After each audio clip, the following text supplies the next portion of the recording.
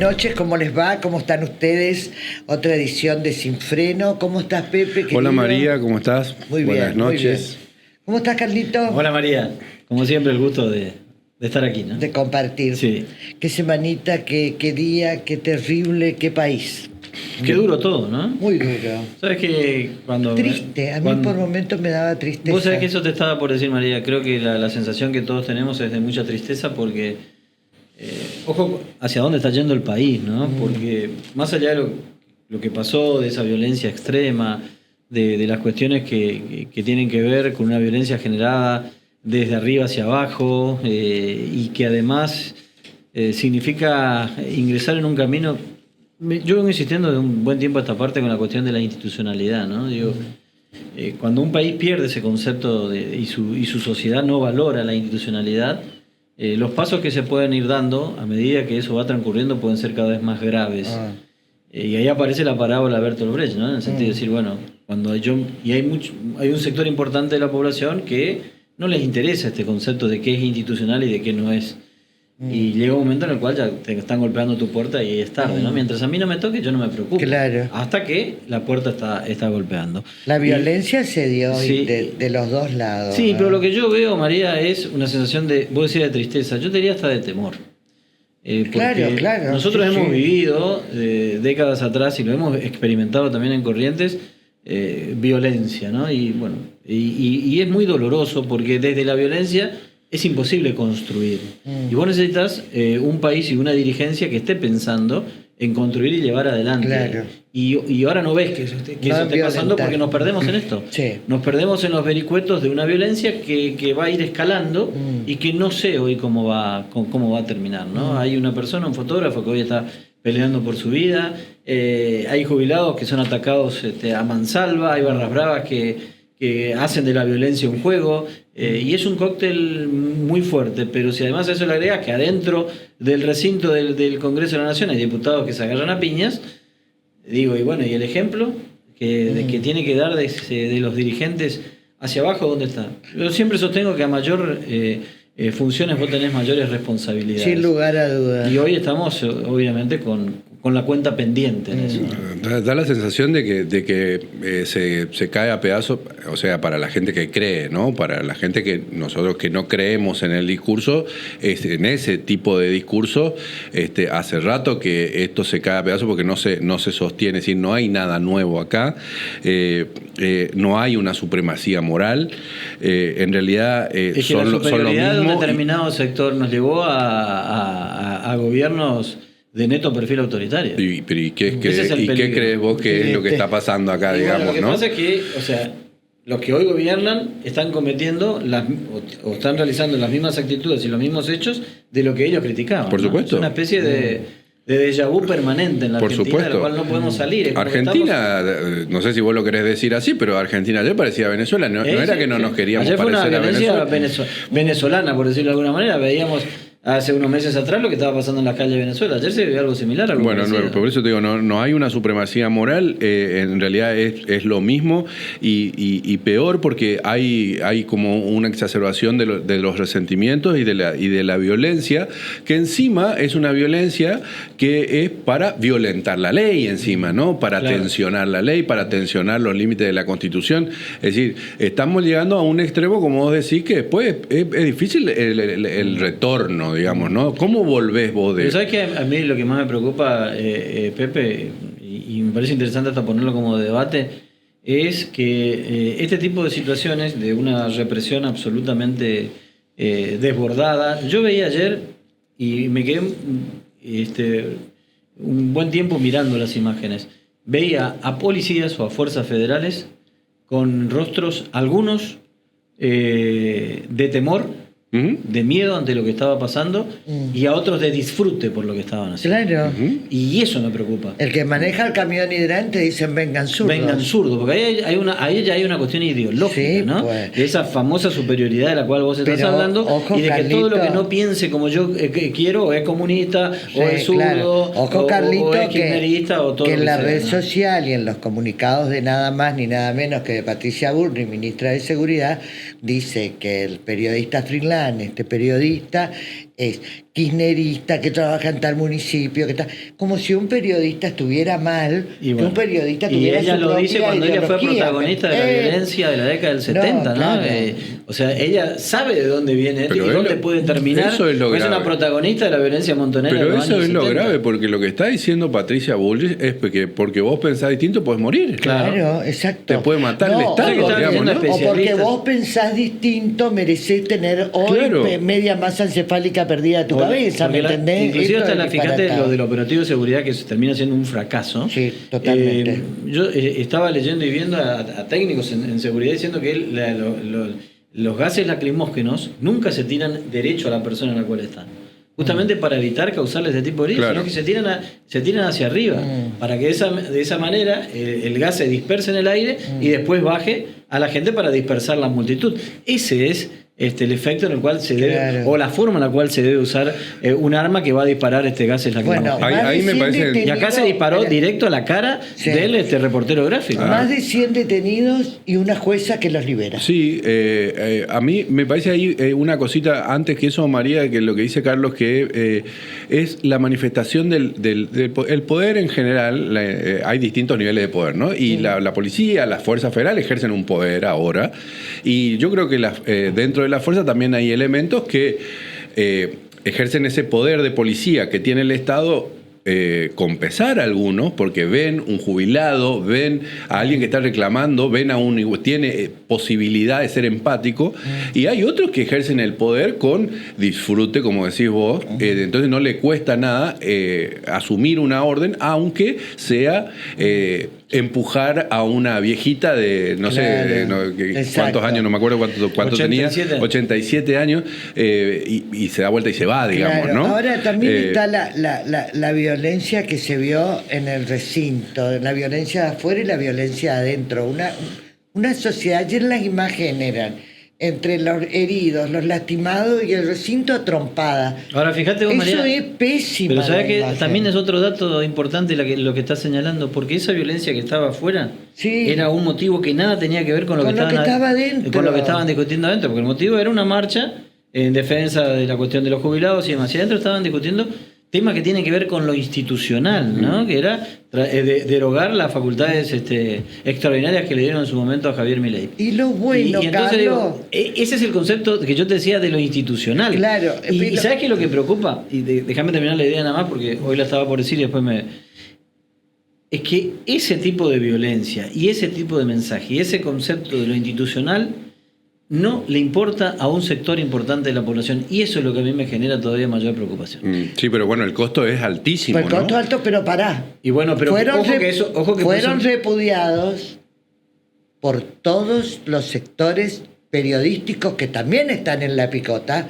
Lo que pasó en la legislatura, el más allegado al gobierno nacional, el más independiente y el totalmente opositor, repudiaron el acto Pero de la porque es una legislatura, porque era barbaridad, una ¿no? vergüenza. No Pero sé. que yo te voy a decir una cosa, María, eso termina siendo una puesta en escena. Obvio, obvio. Porque el objetivo no es la pelea. La pelea es algo, en ese caso, secundario. El objetivo, insisto, es lo institucional. Era a la fuerza sacarle a un legislador para que no haya quórum. Claro. Eso es lo grave. Las piñas, además, no va a ser la primera del Congreso del mundo que haya piña entre los legisladores.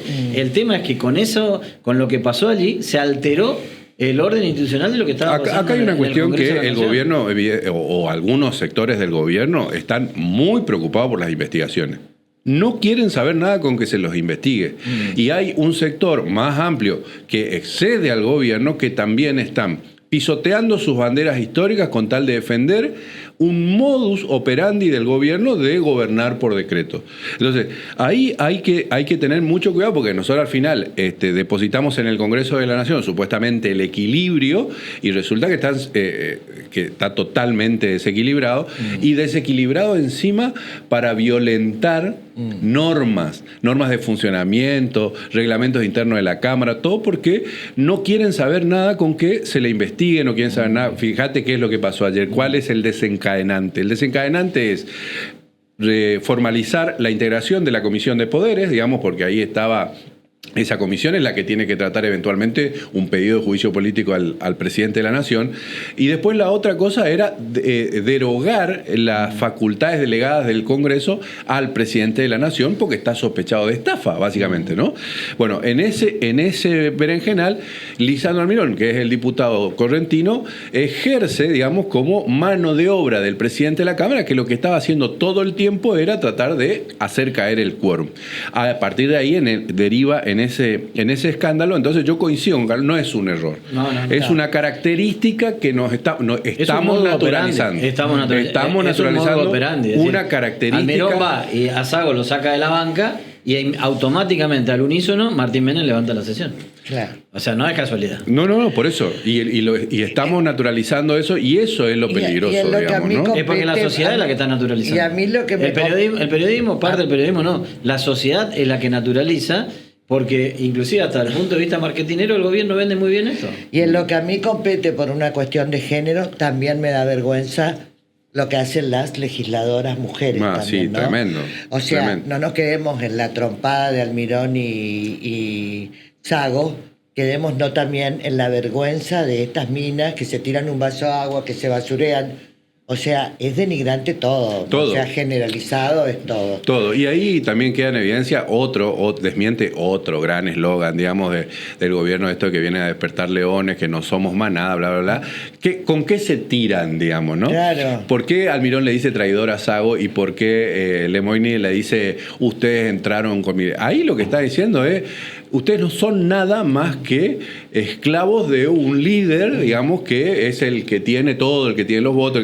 Entonces, que no me vengan después a vender el verso ese de que no somos más nada, que despertamos leones, porque es todo mentira, digamos. Queda claro que ningún legislador de la Libertad Avanza, ni ninguno que esté asociado al gobierno, tiene libertad de acción, porque una vez que piensa algo, lo tiran por la ventana si el presidente o su entorno no está de acuerdo con eso, ¿no? Ahí hay que tener cuidado, porque, viste, hay alguien que decía que es peligrosa esta lógica del aniquilamiento del otro, ¿no? O de la doma, ahora que está muy de moda eso, porque él cree que es un topo, ¿no? Milei dice, yo soy un topo que vengo a destruir el Estado. Hasta los que topos, es otra bandera que se le cae. Pero por supuesto. El tema de la destrucción del Estado. Ahí tenés el Banco Central. Y tenés lo que pasó en Bahía Blanca. Bueno. Donde la presencia del Estado es absolutamente necesaria e imprescindible. Claro. Se caen las banderas. Absolutamente. Es que él Carlos, se vio en la obligación de ir a Bahía por Blanca. supuesto, Chicos, y los putearon en 8 idiomas también, ¿no? Los que estaban ahí, porque la gente como que, viste, me dejas en banda de nuevo, ¿no? Así es. Hasta el topo excava con perspectiva de construcción. El topo no destruye. Bien. Chicos, si les parece, vinieron charlatanes hoy. El país, este es el país terrible que vivimos en la jornada. Pero te digo este dato nomás. La justicia la policía de la Ciudad de Buenos Aires desmiente también el tema de los barra bravas, ¿no? Porque de los 100 y pico de detenidos, dice solo 5 pueden ser considerados barra bravas y por lo tanto están ahí en revisión sus fichas. El resto fue liberado con un dictamen judicial de una jueza que dice, ojo, porque estamos haciendo peligrar el derecho consagrado constitucionalmente. Déjame decir una sola cosita, María. Llevo esto que ha ocurrido ayer en Buenos Aires a Corrientes, porque hoy los correntinos este año vamos a elegir este gobernador, nada más y nada menos. Y estamos viviendo en un clima de Corrientes, hace muchos años, gracias a Dios, en un clima de paz social y de convivencia. ¿A dónde? Dios quiera que, uno de los temores que tengo es que, porque sé que hay algunos actores que la verdad hacen de la violencia política casi un culto, Dios quiera que ese clima que se vivió en Buenos Aires no se traslade. Es que nosotros tenemos que hacer todo lo posible para que no la quiero paz ser social... pájaro de mal agüero, pero... Que no se traslada acá y el tema... Lo hemos vivido en el 99. No, se vivió en el 2009. Lo del 99 era otra cosa. No es la de ahora. Hoy tenemos lo del 99. Lo que yo digo es que no tenemos que permitir más políticos violentos. No, claro. Eso es lo único, porque la violencia de arriba hacia abajo es la que más duele. Y la que no tenés defensa. Exacto. No tenés defensa. Y menos que los políticos violenten al periodismo, con todas las barbaridades que ya la empiezan a hacer y decir también, porque esto también no debemos permitir también. ¿Les parece que nos presentamos en sociedad un ratito y ya volvemos?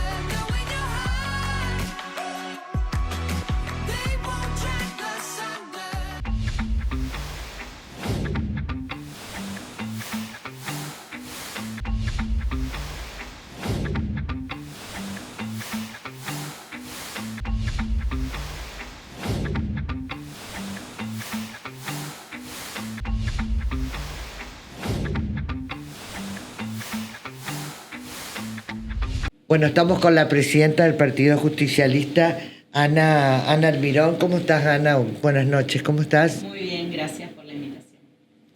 Bueno, presidenta del PJ, ¿qué va a pasar con el Partido Justicialista? ¿Está unido? ¿Están todos? ¿O cómo está? Sí, nunca la unidad es total, ¿no? Me parece que hubo un trabajo, primero destacar la normalización, que para nosotros es muy importante.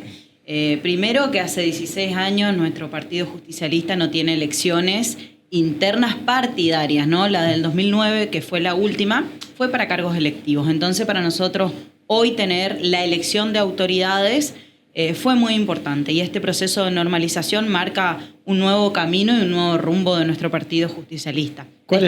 Ana, ¿cuál es el objetivo? Y destaco primero la tarea... De lo que va a ser tu gestión, sí, obviamente, ¿no? Destaco la tarea de Teresa y de Máximo, ¿no? Nuestros normalizadores, exacto. Y a partir de ahí decirte que necesitamos un partido justicialista de pie. La normalización no es la culminación de algo, sino el inicio, ¿no? De un partido justicialista con vocación de poder en un año que para nosotros es sumamente importante, digo, para los correntinos y las correntinas en general, ¿no? Vamos a elegir nuevas autoridades, entonces es lógico que la caja de resonancia de las necesidades de nuestros vecinos, el Partido Justicialista esté ordenado y organizado. Hablaste de vocación de poder, ¿no? Hay algunos que sostienen que hoy el peronismo no tiene vocación de poder. No, yo creo que sí. Nosotros necesitábamos este paso institucional para empezar a mostrar esa vocación de poder. Hoy tenemos, a diferencia quizás de otros partidos, un partido justicialista que tiene un candidato a gobernador, que es Martín Tincho Ascúa, el intendente de Paso de los Libres, y a partir de ahí también empezar a consolidar nuestra fuerza. Ya tenemos candidatos a diputados, candidatos a senadores. Lógicamente el marco de alianza es mucho más adelante, pero creo que hay un partido en ese marco de alianza, vos decís, tienen un candidato a gobernador. ¿Eso es negociable o no? No, hoy nosotros tenemos un candidato a gobernador y se va a encolumnar el Partido Justicialista detrás de Tincho Ascúa. Pero en el marco de un frente, ¿esa candidatura puede caer? Y no quiero ser futurista, yo primero quiero caminar con la vocación de poder de llevar a Tincho Ascúa a la gobernación y que sea nuestro próximo gobernador. ¿Y cuáles son los parámetros que se van a utilizar para tomar esa decisión? Yo supongo que es el Consejo... El Congreso del Partido el que va a tomar esa decisión, si va a la cabeza, si va acompañando, si con quién se alía, con quién no, todas son decisiones, pero que supongo que van a tener un parámetro objetivo con el cual tomar esas decisiones. Sí, nosotros ahora vamos a hacer los pasos institucionales de los órganos partidarios, ¿no? Que son quienes definen tanto el Consejo Partidario como el Congreso, que lo estamos trabajando ya. ¿Eso definen los órganos partidarios los o órganos Otavis? partidarios. Los órganos partidarios. Y ahí vos mencionaste a alguien que para nosotros fue muy vapuleado en toda esta estrategia y que también cuando uno ¿Vapuleado habla por muchísimo... quién? Por todo, digo, en general por la prensa y también por muchos compañeros, ¿no? José Otavi fue una persona muy importante para lograr la normalización de nuestro partido. ¿Y por qué no están todos juntos? ¿Por qué no tuviste el apoyo de los legisladores nacionales, de los legisladores provinciales, los diputados y senadores de la provincia? ¿Por qué no estuvieron todos? ¿Por qué el Partido Justicialista, los peronistas, no fueron parte de tu lista? Porque en un marco de internas hay posiciones encontradas. En un marco de interna la garantía tiene que ser de participación. Claro. Y esa la dieron los normalizadores. Nosotros... ¿Otavis la dio? Otavis no es autoridad partidaria. Las autoridades partidarias fueron Teresa García y Máximo Rodríguez, quienes dieron la garantía a todos los compañeros de participación. Quienes no coincidían en la lista que armamos nosotros, con 66 municipios desde Peronismo Correntino para la Victoria, podrían haberlo hecho desde otra lista con candidato a gobernador, con candidatos a presidente partidario, consejo y congreso, ¿no? O sea, es mentira lo que dicen algunos compañeros, que yo si querés te los nombro, me parece que es innecesario, pero que es que desde Buenos Aires se pautó esto. Digamos, es que, la lista de Ana va a presidir el partido, fulano va a tener tal cosa y el que no... Y el enviado fue Otavis, por eso fue tan nombrado. Y por eso también yo supongo que algunos compañeros están enojados con Otavis, ¿no? No, en principio es desconocer el trabajo territorial que se hizo, ¿no? No solamente recorriendo la provincia de Corrientes, 66 municipios avalan la candidatura tanto de Tincho Ascúa como la mía a la presidencia del partido, ¿no? Logramos que 66 territorios se ordenen hoy para avalar esta candidatura. Entonces es desconocer un poco el armado territorial que se hizo y la fuerza que hoy tuvo Peronismo Correntino para la Victoria dentro del Partido Justicialista. Pero cuando vos hablás del dedo de Buenos Aires o el llamado de Buenos Aires, la verdad que nosotros tenemos una conducción nacional, que es Cristina Fernández de Kirchner.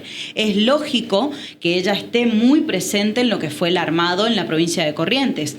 Sabemos que este año solamente 2 provincias eligen gobernador. Ahora, Ana, ahí me das pie. ¿El armado lo hizo Cristina entonces? No, el armado se hizo en Corrientes y se consultó a nuestra compañera a nivel nacional, claramente, con opción a que otros compañeros armen lista también y podamos tener diálogo. O sea, vos decís que los demás no participaron directamente porque no quisieron. Porque no quisieron, claramente. Y ahora ya vos como presidenta, porque se termina la parte interna, vos como presidenta, ¿lo vas a convocar? ¿Lo vas a volver a llamar?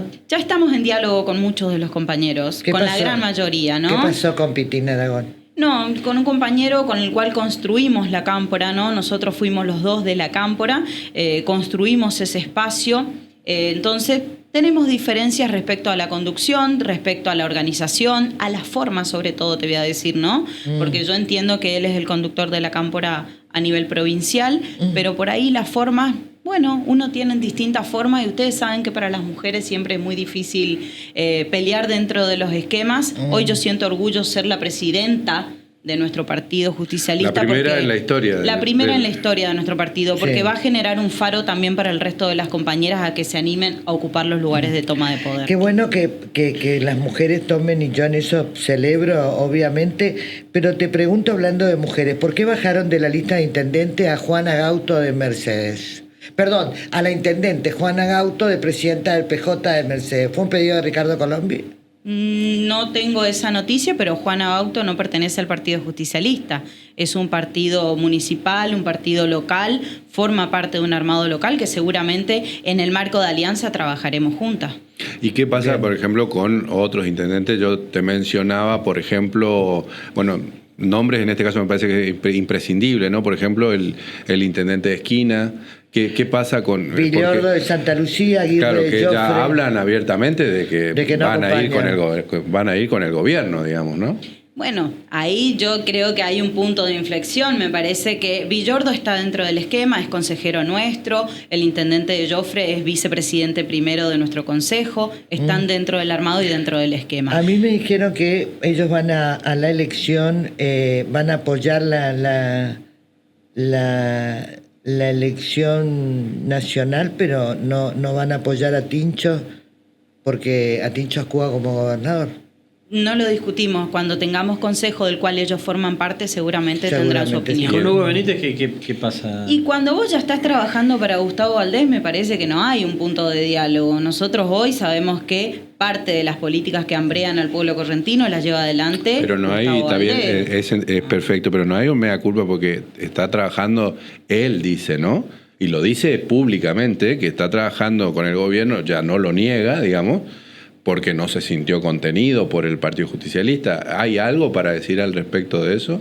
No, ¿qué es sentirse contenido? Es sentirse parte de un espacio, de un esquema donde él era un intendente sumamente importante para nosotros. Me parece que el diálogo ya venía de antes con el gobierno de Valdés, con el cual tenemos que tener diálogo, ¿no? No digo, los peronistas tienen que tener diálogo porque hay una relación institucional que marcar, dependen de muchos de la gran mayoría de la coparticipación provincial, es lógico que tengan diálogo. Ahora, me parece que no hay que arrodillarse ante un gobierno que tiene políticas que son contrarias a las que nosotros llevamos adelante. ¿Qué pasó con Emiliano Fernández?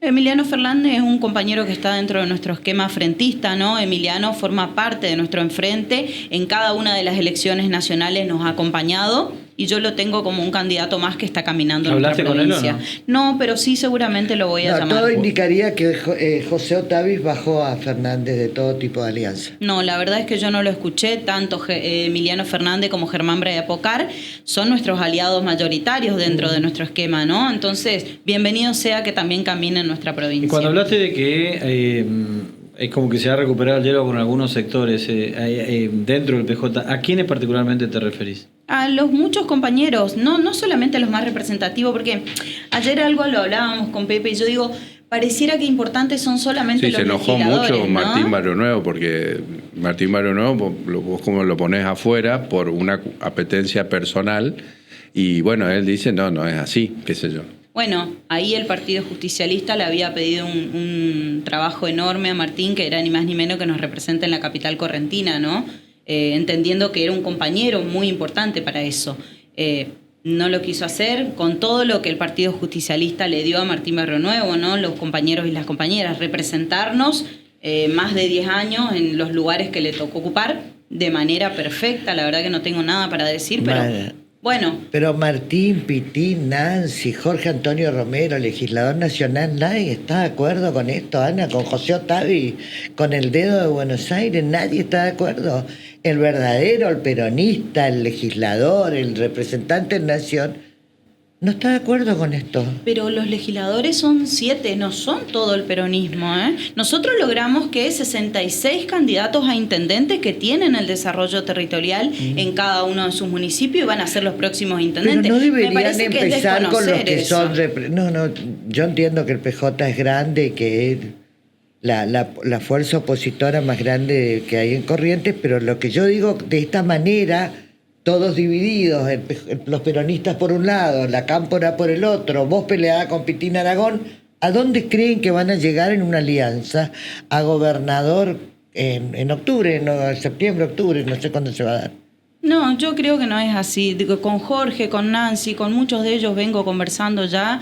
Cada uno va a ser referente en su localidad, en Bellavista, en San Luis. Y ya estamos en diálogo para poder ordenar nuestro partido y trabajar hacia adelante. O sea, a ellos los ves adentro, pero a Pitín y a Martín los ves afuera. No, con Pitín también. No tuve diálogo todavía, pero estoy esperando que me toque mañana el rol institucional para dialogar también. Este viernes vos asumís, digamos. Sí, el día formalmente. ¿Ya asumió? Ya estás. Está proclamada y el día viernes sería la... Ahora, porque también podría sonar como medio injusto hacerte responsable a vos, pero a partir de ahora sí vas a ser enteramente responsable de lo que suceda. Y lo que dice María, yo entiendo, porque nosotros venimos hace mucho tiempo, con pena te diría, viendo la degradación del Partido Justicialista, y no lo digo como chicana, sino con números, ¿no? Lo que pasó en el 17, lo que pasó en el 19, en el 21, etcétera, ¿no? Y antes de esas elecciones, eran elecciones verdaderamente importantes, las dos de Camau, la de Fabián Ríos. Incluso si vos me decís... ¿Cuál es la fuga que hay entre la elección de Massa, la última, hace poquito, que ganó la primera vuelta acá en Corrientes, y eso no se traslada a las representaciones locales? Entonces, ¿qué es lo que vos vas a hacer distinto para que esa matriz cambie también dentro del Partido Justicialista? Bueno, hay muchos compañeros que en los territorios... Hay una cosa que se tiene que entender. que ya no son solamente desde la capital. De hecho, el lugar más difícil para nosotros es la capital. Y vaya que las representaciones siempre son de la capital. Entonces que hoy nuestros compañeros del interior... Que muchos de los reclamos también es por eso, están lejos. ¿Te acuerdas que a nosotros también nos hicieron llegar ese reclamo? Es decir, dirigentes que están alejados o están acá. Que nuestros compañeros del interior, que haya un Leo de Joffre que sea vicepresidente, que estén los trabajadores representados en la Secretaría General a través del SOMO, es un armado distinto. Lo que hicimos hasta ahora no funcionó, porque todos fuimos en decrecimiento. Que nos den la oportunidad a nosotros de creer que con Tincho Ascúa, con este nuevo esquema partidario, nosotros podamos ser competitivos en la provincia, porque hay una nueva manera de construir. Ahora, Ana, yo entiendo eso que decís, pero vos en la primera pregunta que te hice, no terminás de confirmar que Tincho sea realmente el candidato. ¿Cómo que no? Y porque me veremos después el margen de frente de la No. Una cosa pues es yo te que pregunto, ¿es negociable? Me dijiste, bueno, vamos a ver qué...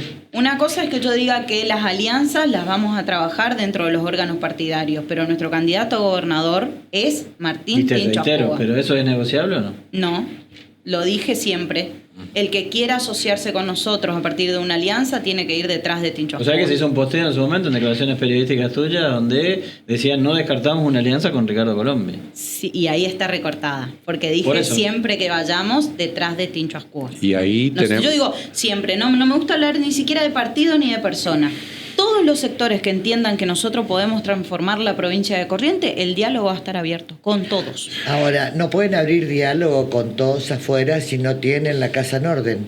Por supuesto, esa es una tarea que nos toca a nosotros, por supuesto. Perdón la palabra, pero la casa que vos dirigís como ama de casa, presidenta del partido, es un despelote. No es así, Mercedes. No es así. Si yo podría decir, el gobernador no podría conducir hoy cuando tiene la mitad del partido hacia afuera. Pero no es así. Nosotros estamos ordenando. Está bien, pero estamos hablando de una elección que pasó ahora. Yo te estoy hablando de una realidad de días. No se puede hablar, me parece a mí, un contexto de alianza. Lo primero que a mí humildemente me parece, si yo no tengo mi casa en orden, ¿qué capacidad mental tengo para arreglarlo de afuera? Por supuesto, la elección terminó, en las internas no todos salen conformes. Yo lo primero que mencioné es que no había unidad total, es irreal decir eso. Pero a partir del lunes nos toca otra tarea, volver a abrazar a nuestros compañeros que no están conformes con los armados y entender que hay un partido justicialista nuevo con detención de poder y que ¿Vas a abrazar a Pitín Aragón? Por supuesto, construí con Pitín nuestra organización, ¿cómo no lo voy a abrazar? ¿Y qué límite hay en una cuestión de frente electoral? Todos los que quieran transformar Corrientes, nosotros hace 20 años que vivimos en el ostracismo, me ¿La parece libertad que... avanza, Milei, es un límite o no? Y si vos decís, estamos avalando las políticas nacionales de Milei, que ayer vimos a los abuelos tirados en el piso, y la verdad que es muy difícil coincidir ideológicamente. Bueno, en la boleta de ustedes estuvo en su momento Lisandro Almirón. Sí, en ese momento no pertenecía a la Libertad Avanza, estaba más coincidente con nosotros en las ideas, ¿no? ¿Y ves la posibilidad de una alianza? ¿Te cambian? No la Libertad Avanza, pero sí con Lisandro Almirón. No, yo creo que hoy ya no. Me parece que él ya tomó otro rumbo y nosotros también hoy no coincidimos con lo que él está avalando en el Congreso de la Nación, ¿no? ¿Con qué margen, digamos, se los puede traer al redil a aquellos peronistas que vos dijiste en las últimas horas están más pensando en acordar la derrota que en la construcción del triunfo, digamos? Porque es fuerte eso, pensar de que hay peronistas que están pensando en la propia y que sería un poco eso, acordar la derrota, ¿no? Y Pepe, hasta ahora nosotros veíamos mesas chicas de 3, 4 compañeros, porque más allá de las intervenciones que tuvimos, eran mesas chicas dialogando con los interventores de cómo negociaban el primer y segundo lugar de senadores y nada más. Y eso es acordar una derrota. Entonces yo quiero construir un triunfo para todos los correntinos, no solamente para unos pocos o 2 o 3. Nosotros digo, como periodistas, tenemos que seguir insistiendo en que el Partido Justicialista va a ser el partido de la oposición o tiene ganas de ser el partido oficial, el partido oficialista. Sí, yo creo que sí. Tenemos que tener un partido que sea la oposición real, que hoy ni siquiera la veo, lo hablábamos el otro día, ni siquiera la veo en esta legislatura, ¿no? Digo, de un lado y del otro, ¿no? A mí me gustaría tener discursos álgidos, tanto para el oficialismo como para la oposición. Hoy no los vemos, como sí los vemos a nivel nacional. defendiendo cualquier normativa que envíe el gobernador o oponiéndose. Me parece que hay algo que está faltando que hace a la calidad institucional. Porque está faltando equilibrio de poderes, y el equilibrio se perdió porque la oposición no encontró un freno porque el oficialismo... la verdad que ganó en buenas leyes, digamos, los legisladores que tiene. Por supuesto. Entonces, ahí hay evidentemente un trabajo que estuvo mal hecho en algún momento, y bueno, que hay que recomponer porque nos está haciendo muy mal. Yo fui minoría también en el gobierno de Mauricio Macri, éramos 5, y también la voz se alzaba, aunque fuéramos minoría. Me parece que ahí es donde estamos hablando. Estamos de acuerdo, pero ahí hay una cuestión actitudinal, digamos. De ambos lados, ¿no? Por eso digo, ¿no? Pero ahí estás criticando a tus propios legisladores. No, a todos en general, digo, ¿no? Me gustaría más calidad democrática en nuestras cámaras también, aunque sean mayoría desde el oficialismo. Sin lugar a dudas. Gracias, Gana, toda la suerte del mundo como presidenta del PJ mujer, así que atenti la Pirina. Gracias. Cuando abraces a los peronistas y lo abraces a Pitín Aragón, avisanos. Dale, te voy a mandar la foto porque es un gran compañero y un gran referente importante para nosotros. Gracias, Ana. Señores, hacemos la pausa y vamos a estar con el fiscal federal Carlos Schaffer para que no nos digan que nos olvidamos de Loan.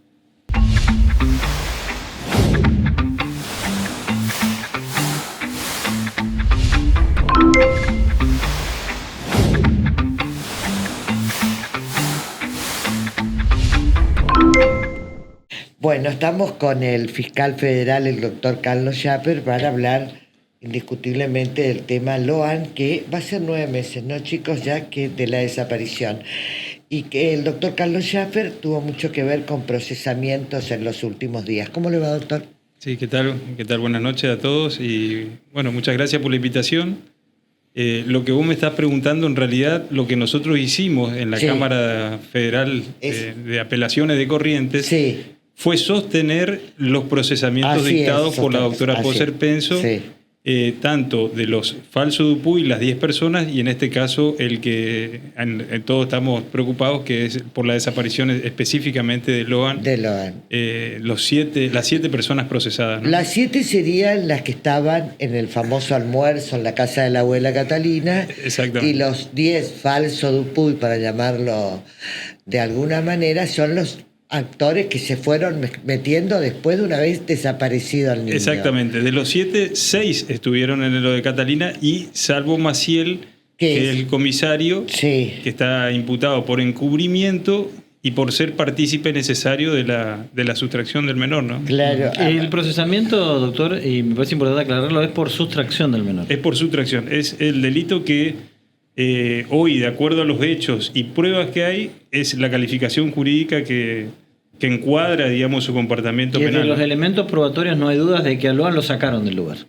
No solamente no hay dudas, sino que yo no tengo dudas. Es decir, cuando uno lee el extenso procesamiento dictado por la Poser Penso, y también quiero irme un poquito más atrás, porque también el Ministerio Público Fiscal, con los fiscales de la Protex y el fiscal Guzmán, hicieron un trabajo muy serio y pidieron ellos que se dicte el procesamiento, y ya le dieron unos lineamientos a la juez en ese sentido. La jueza toma ese pedido del Ministerio Público, hace este documento que tiene casi 1000 carillas, y lo que concluye es eso, que estas personas son responsables de la sustracción del menor de la esfera de custodia de su padre o de sus padres, en la retención y el ocultamiento, el cual, como lo aclaro, es un delito que tiene una pena de 5 a 15 años. Es decir, eso es lo que, con lo que tenemos hasta ahora, se pudo arribar, o la jueza pudo determinar de que hay responsabilidad, por lo menos provisoriamente, de estas personas.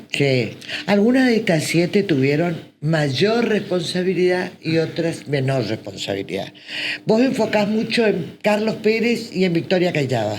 Sí, exactamente. A ver, son las personas que, para mi modo de ver, son las que sustrajeron del lugar a Loan, porque son las que llevaron en el vehículo a Loan.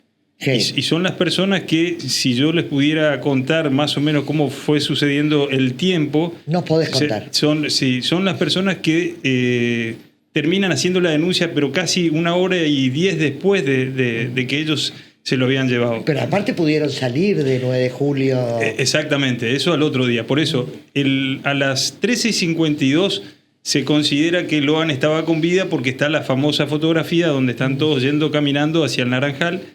A las 14:27 está como horario de que Pérez y Callava se van del lugar. ¿Cómo sabemos eso? Por la geolocalización de los teléfonos de las celulares. celdas aparece. Exactamente, que se van del lugar. Es decir, de 14:27. De ahí hasta las 15:37, Sí. que ella recibe, Callava recibe un llamado de Catalina, de la abuela. de Laudelina. Ah, de Laudelina.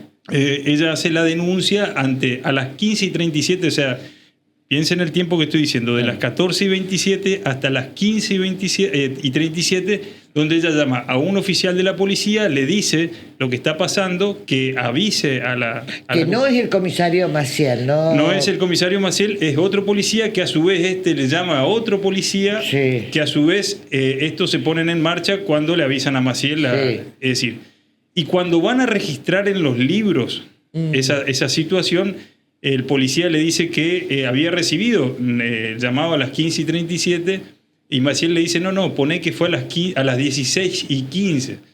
Y él le dice, pero eso, nosotros tenemos el registro de que se llamó a tal hora. No importa, pone que el llamado recibimos a las 16:15 y que a las 16:16, o sea, un minuto después, ya habían empezado a concurrir al lugar. Los policías estos que hacían el libro de registro dijeron, no, nosotros fuimos a las 16:50.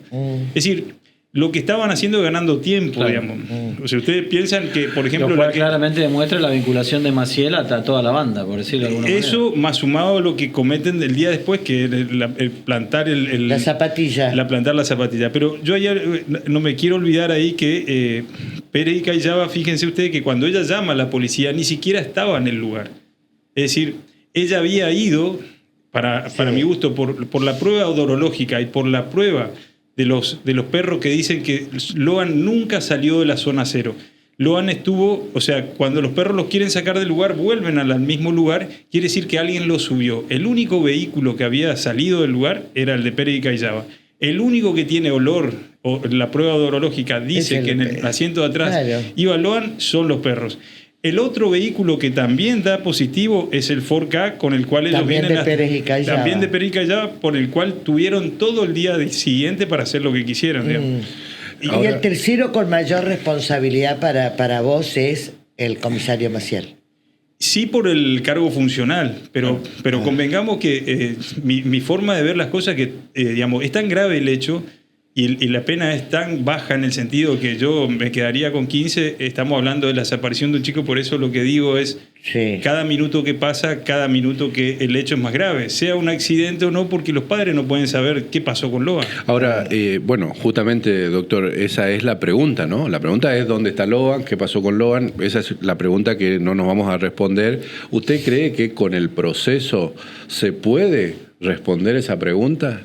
Yo entiendo que ahora, cuando se confirme el procesamiento por parte de la Cámara, esto vuelve inmediatamente a primera instancia y seguramente se estaría elevando a juicio esta parte del proceso. Claro. Abril-mayo puede ser esto. Puede ser, lo cual no quiere decir que la instrucción no siga respecto a esta situación a la que vos estás haciendo referencia. Y yo trabajo con mucho optimismo, así me ha ido en muchas causas. Es decir, nosotros no podemos dejar de tener ese optimismo en el sentido de que pueden surgir cosas nuevas.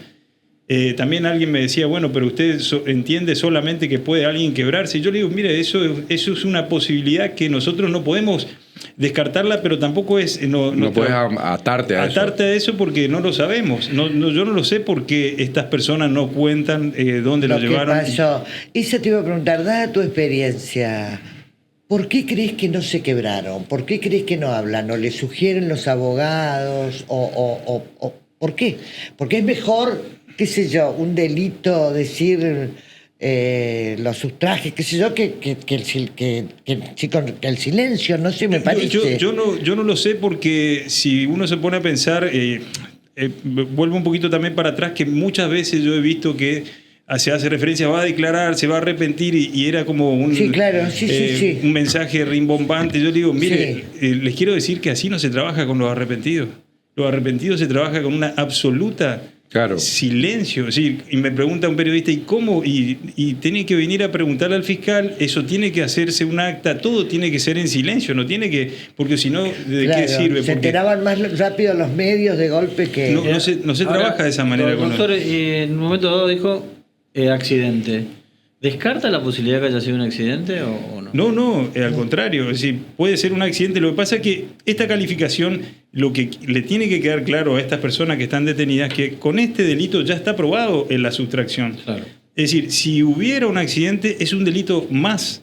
Si hubiera una cuestión de trata, es un delito más que se le puede sumar a este. Es decir, no es que... Ni que hablar si estamos en presencia de un homicidio, ¿no? Claro, no, ni hablar. Pero en este caso uno no descarta al otro. ¿Sí? Al contrario, lo que ellos tienen... sobre esta base. Lo explico porque yo muchas veces lo he escuchado y también respeto mucho el silencio de los fiscales de primera instancia porque así se trabaja correctamente. Y recién ahora podemos hablar porque ya tenemos un procesamiento en cámara. Claro. Y ustedes cuando eso se dicte lo van a poder ver, se va a publicar, digamos. O sea, el acceso a la justicia de la gente hoy es distinto a otras épocas, pero respeto mucho el silencio porque ese trabajo en silencio que hizo la jueza, que hicieron los fiscales, la fuerza de seguridad, a veces se logran, digamos, los resultados que estamos teniendo hoy. Pero este delito que ellos tienen que entender que para mí está aprobado, yo dije hasta con certeza, porque a mí no me queda ninguna duda que estas personas lo sacaron de ahí.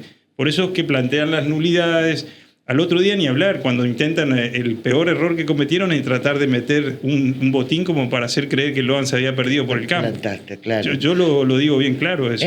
Ahí la figura de la Odelina es clave en eso. Absolutamente, porque además, qué casualidad, encontró la Odelina el botín también, que va a buscarlo a ese botín. Claro. Ahora, doctor, usted dice, hay un grado 1, grado 2 de responsabilidad, grado 3 podría ser el comisario, qué sé yo. Pero todos saben qué pasó con Loan ahí, en ese círculo. Y yo entiendo que sí. Por eso, pero a ver, responsabilidad en cuanto a quién es el que sustrajo, a quién. Pero yo te digo que yo no sé, por el delito que es y por la pena que es, le podría caber la pena máxima. Yo te lo digo como representante del Ministerio Público, si bien nosotros siempre somos muy cautelosos y cuando vamos a pedir una pena, evaluamos en ese momento qué hizo cada uno, eso. Pero este es un delito gravísimo. ¿Qué es la pena máxima? En este caso son 15 años de este delito. De este. Claro. No sé, pero se le puede sumar otro. Si se determina cuál es la finalidad, si por ejemplo la finalidad de trata es mucho más grave, ¿no? Claro. Eso te iba a preguntar, ¿cuál es la diferencia entre sustracción y trata? Claro, la sustracción es como básico, es como si un menor yo me lo llevo, lo saco de la esfera de custodia de los padres, como dice el mismo artículo, es una figura básica, digamos, es decir, no establece tiempo, no dice que el chico tiene que estar vivo o muerto, es decir, lo sacaron de donde lo estaba cuidando el padre. Claro. Estaba en la mesa, dejó de estar en la mesa. Dejó de estar en la mesa, de hecho, Benítez, Millapi y Ramírez son los que primero lo sustraen de la esfera de custodia porque son los que se lo llevan al Naranjal. Ustedes, una cosa ahí, quiero también remarcar que nosotros tenemos reconstruido lo que pasó en el Naranjal, pero por los dichos de estas personas. Y muy poco por los menores, porque ellos nos dicen a nosotros. Eso es un dato a pensar también, porque uno dice, Benítez dice, yo estaba pelando una naranja, y nosotros no sabemos si Benítez no le dijo, andate, está buscando a tu papá, porque hay un menor que dice que él quería volver. Millapi, Ramírez se va a cualquier lado y Millapi lo lleva al hijo de Benítez, que era el único que dijo que Loan quería volver a su casa. Es decir, eso no podemos dejar de tener en cuenta. Y allí con los menores además intervienen, que es el otro procesamiento, los falsos Dupuy, que vinieron a entorpecer absolutamente todo. Claro. De los cuales hay uno solo detenido, que es el Yankee. El resto está todo en libertad, ¿verdad? Por ahora sí. Por ahora sí, porque, bueno, no se sabe, digamos, ahora se va a confirmar el procesamiento y nosotros veremos, de acuerdo a esa gravedad de lo que establece la Cámara, que considere, se puede pedir la revocación. Los 10 que están, 9 están en libertad, porque el único que está preso es el Yankee, los 9 podrían volver a prisión. Claro. ¿Qué vinieron a hacer, doctor? Bueno, esa es la gran pregunta que nosotros nos hacemos, pero fuimos muy, muy fuertes en la explicación que dimos en la Cámara. Porque hay una cosa que es básica, digamos. Esas personas vinieron a hacer hasta un falso inspección ocular. Yo le llamo falsa inspección ocular. Televisada, además. Los invito a que la miren, porque realmente es imperdible. ¿Por qué falsa, Carlos? Porque nadie le había ordenado. Ellos la hacen porque sí, y van a ver por qué le digo que es falsa. Yo le invito a que hoy la miren ya con el diario del lunes, sabiendo que estas personas Sí. no son nada. Sí. Cañete no es abogado, le faltaban 3 materias. El psicólogo decía que le hacía hacer dibujitos. Escúchenla, pero es imperdible, Sí, porque sí, por ejemplo terrible. Cañete dice, bueno, y el secreto de sumario algún día se va a levantar, cuestiones como esa. Pero es increíble porque esa inspección no la había ordenado nadie. Ellos ahí dicen, por ejemplo, dicen cosas como, estamos trabajando ad honorem, le cobraron a la municipalidad 1.800.000, Claro. pero dice, Pararon en un hotel, comieron del hotel, o sea... los encierran a los chicos en un hotel. Sí, claro. Y ellos nos dicen... A Camila y a Macarena Sí, también. Lo dice ahí Cañete, lo dice con precisión, dice, estamos trabajando arduamente toda la noche. Entonces, yo ahora ya con el diario del lunes también le digo, ¿y dónde está el trabajo que ustedes estaban haciendo? ¿Por qué no? ¿Por qué decir dónde está el trabajo? Porque en el expediente no está. No, porque ellos nadie le pidió y además no lo Nadie. presentaron, no se lo llevaron a nadie, porque de última, si nosotros nos ponemos nosotros 4 a investigar algo y bueno, sacamos alguna conclusión, se la doy Ahora, a alguien. doctor, manipularon a los chicos, además. Bueno, ahí yo dije algo que es más grave aún, porque es como cuando hay una escena de un crimen y nosotros vemos que se quiere, digamos, ensuciar la escena del crimen, ¿no? Como el caso de Nisman, que se está planteando eso hoy en la imputación que se le hace a Bernie. Esto es algo parecido, pero a gran escala, digamos. O sea, digamos, atrapando a los testigos más importantes de esta causa. ¿Quiénes son? Los menores. Los niños. Son los Ahora, niños los Te que van a- saco, perdón, espera un segundito. déjame, te saco de fiscal federal. Sí. Porque vos tuviste un rol muy importante con los 10 Dupuy. ¿Por qué crees que pasó todo esto? ¿Qué encarajinó todo esto? O sea, sabemos que hay 7 que son los Que estaban. partícipes más directos en la desaparición Bueno, de sumado a eso, Loan. más para lo que dice Carlos, también sumado a eso es, Sí. ¿vinieron o los mandaron acá? Bueno, esa es la gran pregunta que nosotros estamos tratando de responderla. De hecho, si ustedes lo escuchaban en la audiencia, parecían que ellos eran las víctimas de que, vinimos a colaborar, a ser solidarios. Y Como, nos están jodiendo con meternos presos, me están claro. queriendo meter preso. O sea, yo creo que en algún momento podemos llegar a ese punto. Lo cierto es que acá hubo mucho aprovechamiento, evidentemente. De hecho, estas personas, a ver, en este grupo, piensen ustedes que había un policía de Cava, por ejemplo, que vino... No, terrible, no, O sea, sí. ellos desembarcaron, yo lo dije así, desembarcaron con vehículos de alta gama, por ejemplo, en una, creo que era una Ford Ranger el que cae este Cañete. A todo esto la prensa nacional instalada no más de 48 horas en el lugar del día de la desaparición. También fue toda una mise en escena con toda la prensa nacional. Claramente, ¿no? hubo un aprovechamiento de algunos sectores seguramente.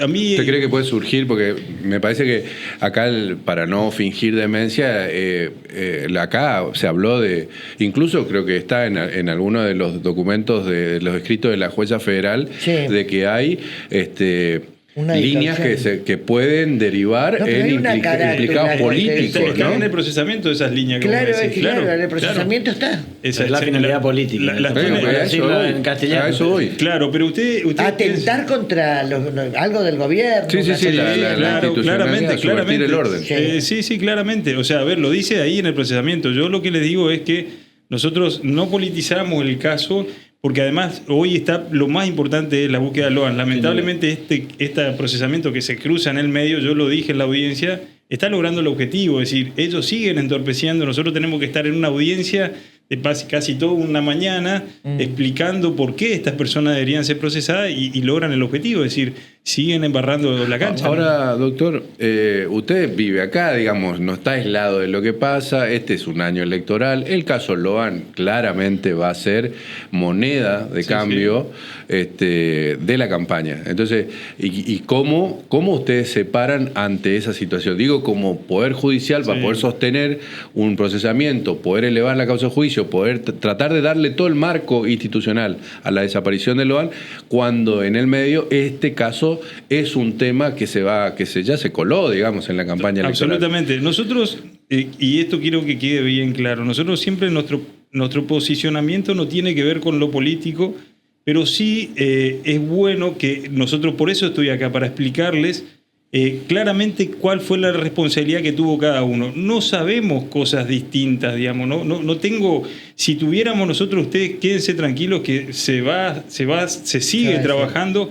A ver, yo lo contaba como una anécdota que me ha pasado con un medio nacional cuando fue lo de Itatí, que un medio nacional me llamó, había sido detenido el hermano del intendente, y alguien me decía, pero usted sabe que usted cree que el intendente no sabe nada, y yo estuve callado, casi le tuve que decir, y me trató como que nos está tomando el pelo, ¿por qué no lo decís? Y a los 3-4 meses cayó el intendente. Estamos hablando de Roger Terán.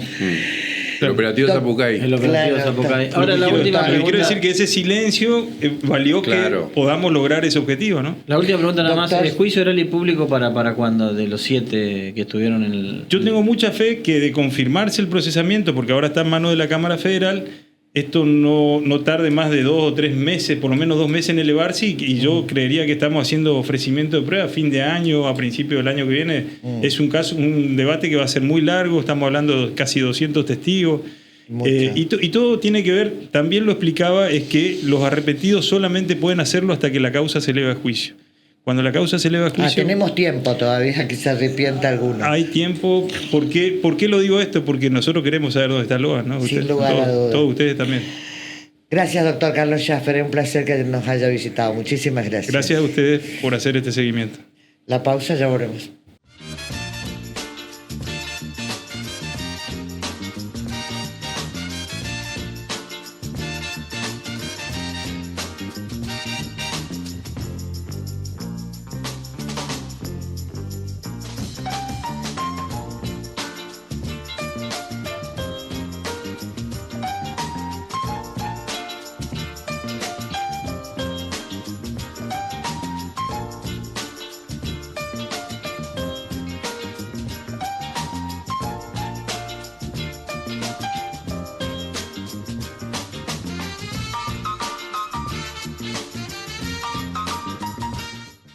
Bueno, llegamos al final del programa con el compromiso que hemos asumido desde un primer momento, tanto con Carlos, Pepe y Carlos, de seguir hasta las últimas consecuencias, caiga quien caiga, en el caso de Loan, porque hasta el día de hoy no se sabe absolutamente nada. Carlos. Que es lo principal, ¿no? Y lo único que importa. Simplemente para agregar a todo lo que ha dicho el fiscal federal Carlos Schaffer, la verdad es que hay por ahí notas que generan también, esto un poco tiene que ver con el ego de cada uno, satisfacción, porque el tiempo siempre pone las cosas en su lugar. Y lo que ha dicho, lo que termina de decir el fiscal Carlos Schaffer, fiscal federal, después de haber pasado por todas las instancias de la justicia, es lo que este equipo periodístico viene sosteniendo en el caso Loan prácticamente desde que se originó y con todas las consecuencias que tuvo. Así que simplemente eso. Finalmente, y después de tanto tiempo, el fiscal federal viene y dice, la línea que se siguió es la que ustedes venían diciendo desde hace tiempo. Carlitos, que fue exacto, la del expediente. La lectura permanente del expediente sin títulos rimbombantes y sin mentiras, solamente con la verdad. Hay que ver ahora, me parece muy aplomado el fiscal, la docencia con la que habla, digamos, poder entender dónde está, cuál es el proceso, qué es lo que se espera y las derivaciones que puede tener una causa que todavía están investigando. Además, el tema principal, que es dónde está Loan, qué hicieron con Loan, quiénes son los responsables y qué es lo que se buscó finalmente con esto, ¿no? Porque ahí me parece que podría haber también, y ojalá se pueda probar, ¿no? Más allá de todo esto, porque este es un tema que va a estar en la campaña electoral, las derivaciones políticas del caso, ¿no?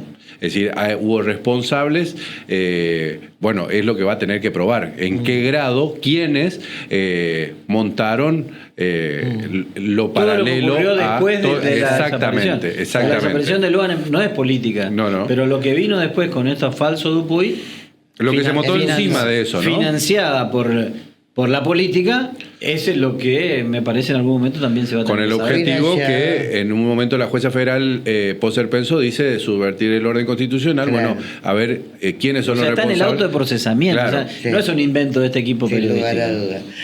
Sin lugar a dudas, sobre todo el financiamiento de la política y la plata que se montó y se sacó de la política en los medios nacionales. Chicos, nos vamos. Ha sido un placer, ¿no? Igualmente. Nos vemos mañana. Si Dios quiere. Mañana es cierto, Sin Freno Radio. Buenas noches.